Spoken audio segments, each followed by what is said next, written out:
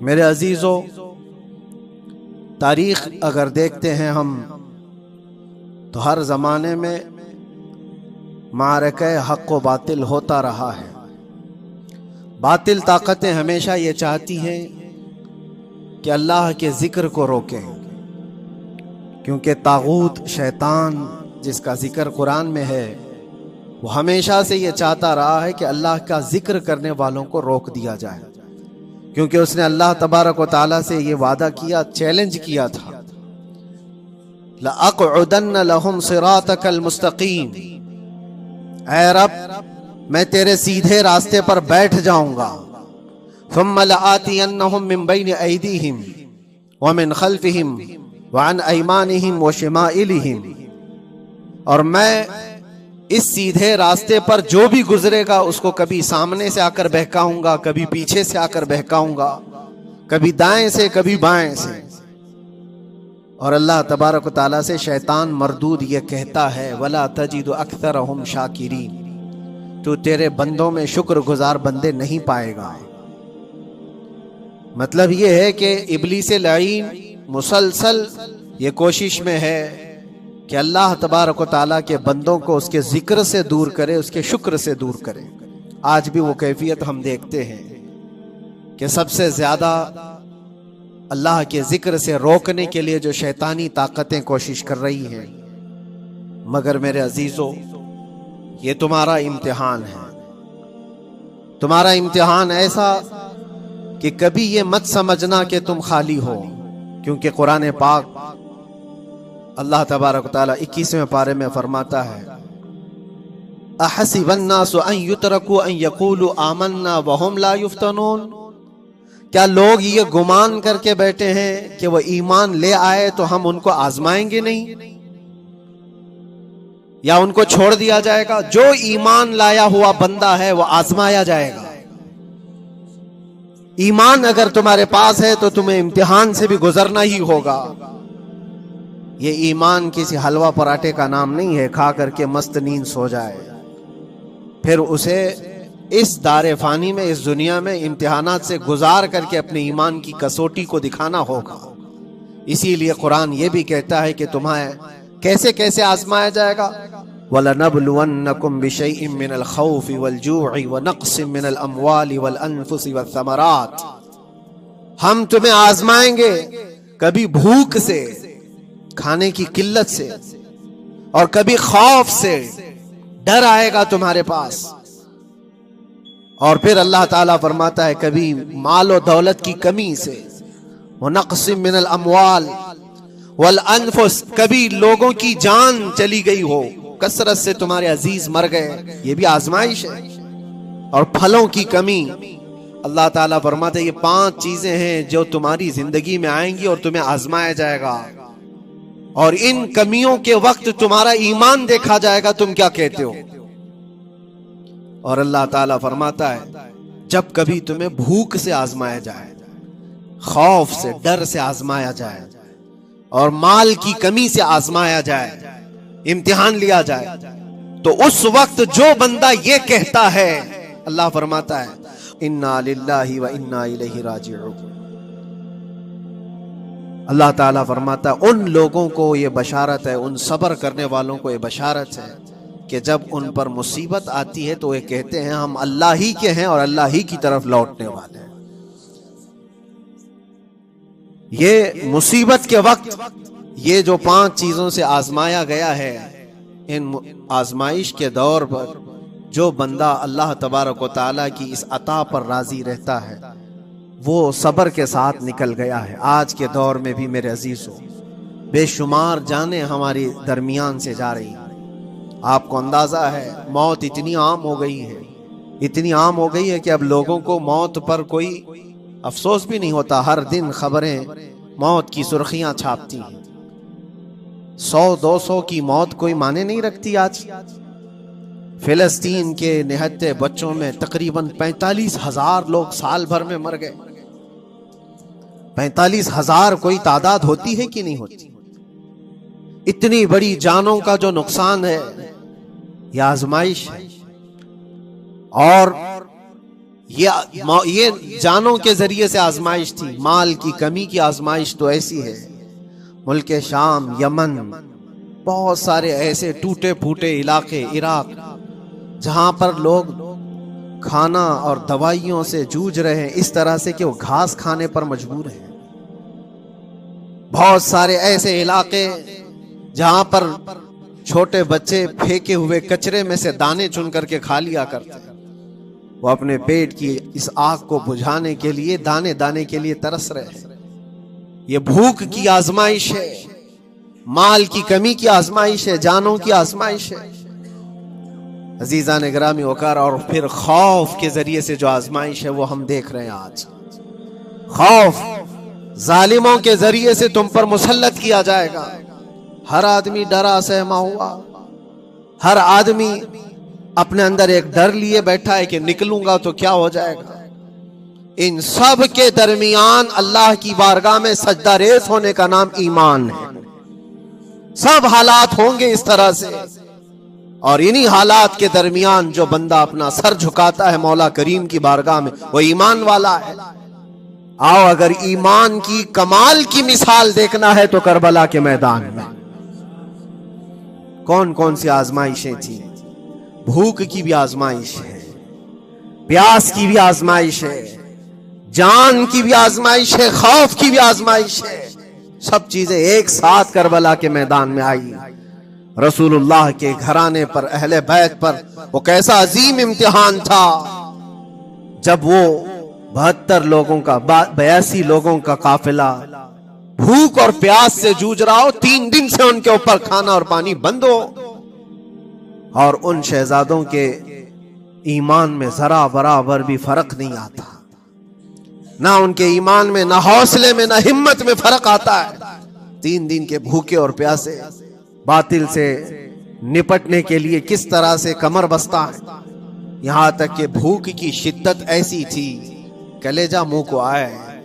6 माह का बच्चा भी रोते रोते जुबान जिसकी सूख गई हो, वो माँ जो बच्चे को दूध पिलाती है उसके सीने सूख चुके हो, दूध खत्म हो चुका हो माँ के पिस्तानों में, कैसी किल्लत हो। पानी का एक कतरा उनके घर तक नहीं पहुंच पाता।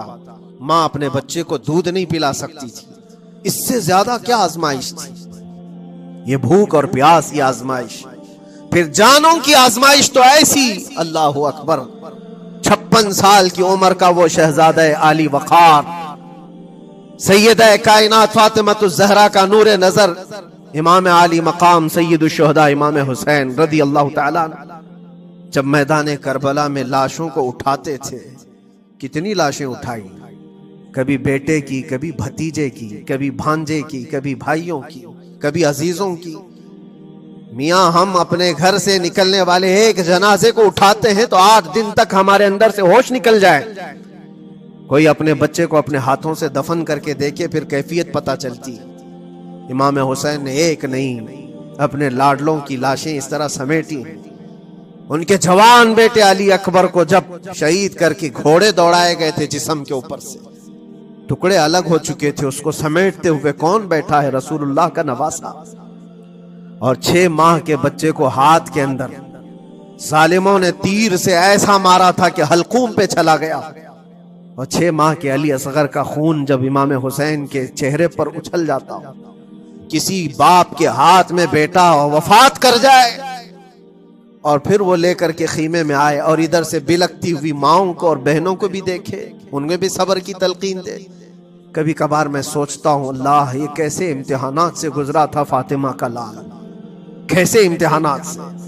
भूख और प्यास की शिद्दत अलग, ये जानों की शिद्दत, जानों के जाने का गम अलग, अजीजों की लाशों को उठाने का बोझ अलग। फिर उस पर 22,000 का लश्कर जर्रार सामने, उसका खौफ लोगों के ऊपर डाला जा रहा है। अजीज़ान गिरामी वक़ार, ये सब चीजें क्या इमाम हुसैन के कदमों को डगमगा गई? क्या उनके खानदान वालों को बिकने पर मजबूर कर दी? क्या उन्होंने समझौते करके अपना सब कुछ बेच डाला? एक खीमे का बच्चा भी, खीमे का एक बच्चा भी इमाम हुसैन का निकल करके आया हो तो मुझे तारीख बता दो, बल्कि तारीख तो आज ये कहती है, सरदाद न दाद दस्त दर दस्ते यजीद, हक्का के बिनाए ला इलाहा अस्त हुसैन। सर दे दिया मगर हाथ यजीद के हाथ में नहीं दिया। हक तो यह है कि ला इलाहा की जड़ का नाम हुसैन है। आज वो इम्तिहान कयामत तक की तुम्हारे साथ होता रहेगा, कयामत तक तुम्हारे साथ ये आजमाइश होती रहेगी, कभी भूख से, कभी डर से, कभी जानों के नुकसान से, लेकिन फिर तुम्हें देखा जाएगा तुम बिकते कितने हो, निकलते कितने हो, हवाओं के पुजारी कितने हैं, ख्वाहिशात नफ्स को मानने वाले कितने हैं, अपने कंफर्ट जोन में जीने के लिए ईमान का सौदा करने वाले लोग कितने हैं। यह आजमाइश होती रहेगी मेरे अजीजों। ईमान इसका नाम नहीं है कि तुम घर में आराम से बैठे रहोगे और कोई इम्तिहान नहीं होगा। इम्तिहान तो होगा, आजमाइश तो होगी।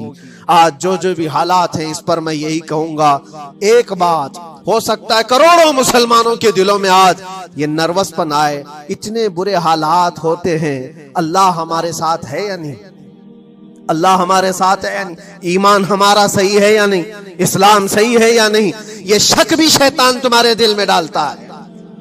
कभी तुम्हारे ऊपर मुसीबतों के पहाड़ टूट जाएं तो शक डालता है शैतान, ताकि तुम्हारा ईमान डगमगा जाए। मेरे अजीजों, मुसलमान होने का मतलब ये नहीं है कि तुम सिर्फ महल्लात में जियोगे और तख्त और ताज के मालिक ही रहोगे, ऐसा नहीं है। ईमान वालों को ओहद में 70 जानें भी देनी पड़ी है। बद्र में उनके साथ जो मामलात हुए हैं, फतह अगरचे बद्र में हुई, लेकिन जंगे ओहद का अगर मंजर देखोगे, अल्लाह अकबर, वो रसूल पाक सल्लल्लाहु ताला अलैहि वसल्लम के शहदाई सहाबा जब ओहद के मैदान में खड़े थे, 70 सहाबा की ऐसे जाने गई हैं। अगर मैं तफसील बताऊं तो बहुत लंबा वक्त होगा। एक सहाबी हैं हजरत अनस बिन नुज़ैर, पूरे जिस्म में एक उंगली के अलावा कुछ नहीं मिला, कुछ नहीं मिला। शहादत की एक उंगली से उनको पहचाना गया। हजरत साद बिन रबी, ये ऐसे सहाबी हैं जिनका पेट पूरा फाड़ दिया गया था और 12 नेज़े मारे गए थे। वो सैयदुल शुहदा अमीर हमजा भी तो उसी ओहद के मैदान में शहीद हुए, जिनको भाले से मारा गया और चीर करके उनका कलेजा चबाया गया था। अब्दुल्ला बिन जहश उसी मैदान में इंतकाल किए हैं, जिनके जिस्म के 80 टुकड़े कर दिए गए थे और हर टुकड़े का हार बनाकर जालिमों ने पहना था, हार बना लिया था जिस्मों के। ये सारे मंजर ओहद के मैदान में हुए। और कौन से ईमान वाले? वो रसूलुल्लाह की इक्तिदा में नमाज पढ़ने वाले, हुजूर पाक के चेहरे अनवर को देखने वाले। जब उनके साथ ये आजमाइशें हो सकती हैं, तो हम कौन सी गाजर मूली? हमारे साथ भी आजमाइशें होंगी। जिसका जैसा ईमान होगा वैसा वो इम्तिहान भी देगा, उसी इम्तिहान से वो गुजारा जाएगा। मगर मैं आज करोड़ों मुसलमानों के दिलों के बारे में ये बात कहना चाहता हूं कि अगर नर्वसपन है कि ये हालात ऐसे क्यों हैं, हालात हर जमाने में होते रहेंगे। सतीजा कार रहा है अजल से ताइमरोज, शरारे अबू लहबी से चराग मुस्तफवी, हमारी तारीख है, ये तारीख है मेरे अजीजों। अल्लाह ताला कुरान में फरमाता है, तिलकल अय्यामु नुदाविलुहा बैनन नास, ये दिन है जो हम लोगों के दरमियान पलटते रहते हैं। कभी तुम बादशाह बनोगे, कभी फकीर बन जाओगे। और आज जो तख्त पर है, हो सकता है वो कल डगर डगर घूम रहे हो। आज जिनको ताकत का नशा है, हो सकता है वो भीख मांगने पर भी मजबूर हो जाए। लेकिन एक बात याद रखना, नर्वसपन अपने दिल में आने ना पाए। इन हालात से देख करके घबरा ना जाना। ईमान तुम्हारा सच्चा है, अल्लाह कल भी तुम्हारे साथ, आज भी तुम्हारे साथ। बस तुम्हारी इबादत में फर्क आने ना पाए, तुम्हारे सजदों में कमी होने ना पाए, तुम्हारे ईमान में तजल्जुल आने ना पाए। अल्लाह एक है तो एक है, अल्लाह सच्चा है तो सच्चा है। मैंने अल्लाह को नहीं देखा, लेकिन अल्लाह पर ईमान जरूर है। ये यकीन और ये अकीदा तुम्हारा मजबूत रहे। हाँ, हमें मालूम है, कुछ लोग हमसे पूछते भी हैं, अल्लाह तबारक व तआला पूरी कायनात का मालिक, जिसने हर चीज पैदा किया और उसकी इबादत करने वाले हो आप, लेकिन फिर उसी अल्लाह रब्बुल इज्जत की ये मस्जिदें क्यों ढाई गई? क्यों मस्जिदों को खत्म किया जा रहा है? अल्लाह के जिक्र को रोकने के लिए ताकतें पूरी पूरी मस्जिदों को ढाने की क्यों बात करती हैं? फिर अल्लाह कुछ क्यों नहीं फरमाता? मेरे अजीजों, ये कायनात है जिसको अल्लाह ने असबाब पर बनाकर भेजा है और तुम्हें अमल के लिए भेजा गया है। तुम्हारा अमल देखना है, तुम कितने पाबंद हो, तुम कितने अपनी हिफाजत करते हो, तुम्हारे ईमान की, तुम्हारी इबादतों की, तुम्हारी मस्जिदों की। तुम मस्जिदें खाली करके घूम रहे हो, फजर की नमाज में अपने घरों पर सोए हो और फिर अल्लाह के घरों की हिफाजत की बात कर रहे हो कि मस्जिदें ढाई जा रही हैं, मस्जिदों पर आक्रमण होता है। ये सारी बातें क्यों? तुम जब इन सफों को खाली कर दोगे, ये मस्जिदें चीख चीख कर पुकारती हैं अल्लाह की बारगाह में। पल भर में बना ली, शब भर में बना ली मस्जिद तो ईमान की हरारत वालों ने। मन अपना पुराना पापी था, बचपन से नमाजी बन न सके। मस्जिदें बड़ी बड़ी शानदार बना लेना और उसको आबाद ना करना, ये भी तो जुल्म है। आप इन मस्जिदों की हिफाजत की जो बात कर रहे हैं, इन मस्जिदों की हिफाजत सिर्फ कमेटियां बनाने से नहीं होती, नमाजों से होती है, इसके अंदर तिलावत कुरान से होती है। अजीजा ने गिरामी, और फिर ये बात उन जालिमों के लिए कि अगर वो हाथ लगाकर मस्जिदों को उखाड़ना, फेंकना, इसको अपनी ताकत का जरिया समझते हैं तो समझ लो थोड़े दिन की बात। अगर इसी का नाम ताकत है कि इबादत गाहों को मिसमार करके ताकत के तख्त को बिठाया जाए, तो याद रखना बढ़ते बढ़ते बढ़ते तुम्हारा नशा कहीं तुम्हें फिरौन ना बना दे। और अगर फिरौन बन गए तो इंतजार करो, अल्लाह ताला बड़े बड़े फिरौनों को सिर्फ पानी से हिलाक करता है। बहुत बड़े बड़े नमरूदों को अल्लाह ताला मच्छर से हिलाक करता है। वो अबरहा भी तो आया था जो काबा ढाने के लिए आया था, हाथियों का लश्कर लेकर आया था, जिसका जिक्र कुरान पाक में अलम तरा कैफ फअल रब्बुका बिअस्हाबिल फील। ऐ महबूब, क्या आपने नहीं देखा हाथी वालों के साथ अल्लाह ने क्या मामला किया? पूरा हाथियों की फौज लेकर आया था काबे को ढाने के लिए। हुआ क्या? काबा को ढाने के लिए इतनी खतरनाक फौज थी और मक्का वालों में लड़ने की उतनी ताकत नहीं थी। अल्लाह करीम ने अबाबील चिड़ियों की एक फौज को भेजा। हाथी कहां और चिड़िया कहां? कोई मुकाबला होता है? कोई मुकाबला है? तस्वुर में नहीं आता। लेकिन रब तबारक व तआला का एक दस्तूर है, बड़ी बड़ी ताकतों को छोटी ताकतों से हिलाक करता है। छोटी छोटी सी चिड़ियाएं एक हाथ में तुम्हारे आ जाए, एक चोंच में और दो पांव में कंकरियां लेकर आती थी, ऊपर से सिर्फ वो कंकरियां गिराती, हाथियों के पेट फट जाते और आग लग जाती। अल्लाह तबारक व तआला की ताकत का ये मुशाहिदा, कुव्वत का एक हल्का सा इजहार जो मक्का की उन वादियों में हुआ, मिना। और अल्लाह ताला फरमाता फजअलहुम कअस्फिन मअकूल, अल्लाह ने उनको ऐसा कर दिया जैसे खाई हुई मुर्गी होती है, नोच नोच करके खाकर छोड़ी हुई मुर्गी हो। पूरी फौज की हालत ऐसी हो गई थी। काबा मुकर्रमा को ढाने के लिए आए, तब अल्लाह तबारक व तआला जालिमों को किस तरह से नीस्तो नाबूद फरमाया। हमें यकीन है मेरे अजीजों, अल्लाह तबारक व तआला वो अबाबील भेजने वाला मौला आज भी जिंदा और हमेशा जिंदा रहेगा। वो हई और कय्यूम है, हमेशा से जिंदा है और हमेशा जिंदा रहेगा। लेकिन तुम्हारा इम्तिहान होता रहेगा, तुम्हारा इम्तिहान होता रहेगा। अल्लाह के नबी सल्लल्लाहु तआला अलैहि वसल्लम के लिए मदद आई है तो इसका मतलब ये नहीं है कि वो सिर्फ बैठ करके मदीने में दुआएं करते थे। नहीं, अमल के मैदान में उतरे भी हैं। सहाबा ने भूख और प्यास बर्दाश्त की है। कितने कितने दिनों तक वो एक खजूर पर पूरा दिन गुजारते थे। पैबंद लगे कपड़े। हजरत अबू हुरैरा फरमाते हैं, हम तो एक जंग से ऐसे वापस आए थे कि हमारे पांव के पूरे नाखून उखड़ गए थे, पांव के नाखून उखड़ गए। खंदक के मैदान में खुद नबी पाक सल्लल्लाहु अलैहि वसल्लम अपने हाथों से खंदक खोदते रहे और पेट पर पत्थर बांधना, ये सब मशक्कतें, स्ट्रगल किया है। फिर अल्लाह से ये दुआ किया, मौला तू अपनी मदद भेज दे, तो अपने रहम और करम की बारिशें बरसा। और हम यहां मस्त खा पी करके फिर दुआ करते हैं मदद आ जाए। तुमने मेहनत कौन सी की, कौन सी मशक्कत की? मेरे अजीजों, अगर मेहनत और मशक्कत मैदान में उतर कर करने का मौका नहीं है तो इबादतें तो करो अपनी पूरी, अपनी नमाजें तो कंप्लीट कर लो, और अल्लाह को राजी करो अपने गुनाहों से। अगर वो गजबनाक है तो तौबा करो। और जाते जाते ये बात भी मैं अर्ज करूंगा कि आज जिन लोगों को ऐसा लगता है कि ये खेल तमाशा है, एक बात याद रखना, किसी मस्जिद के खत्म हो जाने से या मोमिन के किसी के हार जाने से ईमान कभी हारता नहीं है। ईमान हमेशा जीतता है। थोड़ी देर की तकलीफ तो मोमिन को हो सकती है, लेकिन उसके साथ ईमान है तो हमेशा सर बुलंद है। इससे बड़ी कोई कामयाबी क्या है? हमने देखा है करबला की तारीख में जीता कौन है? दुनिया की नजर में, उस वक्त की मीडिया की नजर में, उस वक्त के जो कुत्ते होंगे उनकी नजर में यजीद जीता होगा। लेकिन क़यामत तक हर मोमिन कहता है बादशाह अस्त हुसैन, बादशाह अस्त हुसैन। ईमान की जीत हमेशा है, अगरचे वो टुकड़ों में बदल जाए, अगरचे वो 1000 टुकड़ों में हो जाए।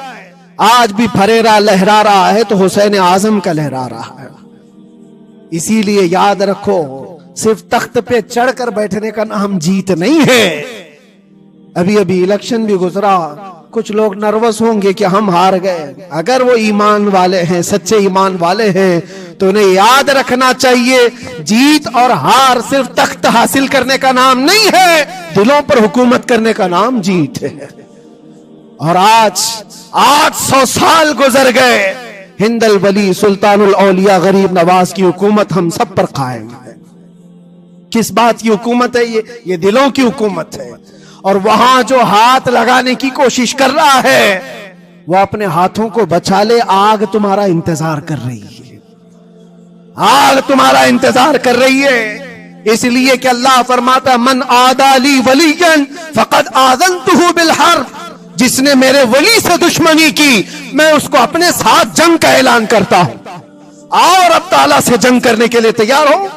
अल्लाह के वली से मुकाबला करना चाहते हो? अल्लाह के वली को छूना चाहते हो? रब ताला फरमाता है जो अल्लाह के वली से दुश्मनी करता है उसे मैं अपने साथ जंग का ऐलान करता हूं। है किसी की हिम्मत और ताकत अल्लाह से जंग करने की? तो जो ये चाहते हैं कीड़े मकोड़ों की मौत मरोगे, इससे भी खतरनाक जलील होकर मर जाओगे। अजमेर मोहल्ला ये सिर्फ और सिर्फ एक धरती का नाम नहीं है, अल्लाह के वली की आबाद की हुई मुकद्दस जमीन है। और हम सुन्नियों का की आस्था ऐसे है, इमाम अहले सुन्नत फाजिल बरेलवी आला हज़रत फरमाते हैं दुनिया भर में जहां दुआएं कबूल होती हैं उन जगहों में से एक जगह का नाम अजमेर मोहल्ला है, जहां अल्लाह ताला दुआएं कबूल फरमाता है। हम अपनी आस्था ही नहीं रखते मेरे अजीजों, अपनी जान भी हाजिर है गरीब नवाज के कदमों के लिए। इसलिए मैं कहना चाहता हूं सरकार गरीब नवाज रज़ी अल्लाह ताला अन्हु के रक्षक, ये लोग अगर ये समझते हैं कि मुसलमान बिखर गए हैं, टूटे हैं, बिखरे हैं, इनके पास कोई ताकत नहीं, कोई सियासत नहीं, और हम जिसको चाहें आक्रमण करके खत्म कर दें, हो सकता है हम सबको मार डालो तुम्हारी ताकत के जरिए, लेकिन वो गरीब नवाज है। अपने बाप दादाओं की तारीख याद रखना, पूछना, जो गरीब नवाज को उठाने की कोशिश किया उठ गए, और वो धरती पर आज भी आबाद है। इंशाअल्लाह क़यामत तक अजमेर मोहल्ला चमकता रहेगा। सरकार गरीब नवाज रज़ी अल्लाह ताला अन्हु के आस्थाने से जो फैज बटता है, अपने और गैर सब वहां से फायदा उठाते हैं, सब लोगों को बराबर फायदा उठाया जाता है। इसीलिए मेरे अजीजों, ये आजमाइशों के दौर में मेरी सिर्फ एक ही गुजारिश है, अपना ईमान मजबूत करो, अपना ईमान मजबूत करो। जैसी भी मुसीबतें आए, ताकतें आए, तुम्हारा सजदे से सर दूर ना होने पाए, अल्लाह से गफलत होने ना पाए, तुम्हारे जिक्र और अज़कार में कमी होने ना पाए, मस्जिदों से दूर भागने की कोशिश ना करो, वापस आ जाओ, अल्लाह की रहमतन करीब है। कुरान में अल्लाह फरमाता है अला इन्ना नसरुल्लाहि करीब, आगाह हो जाओ, बेशक अल्लाह की मदद बहुत करीब है। व आखिरु दावाना अनिल हम्दुलिल्लाहि रब्बिल आलमीन।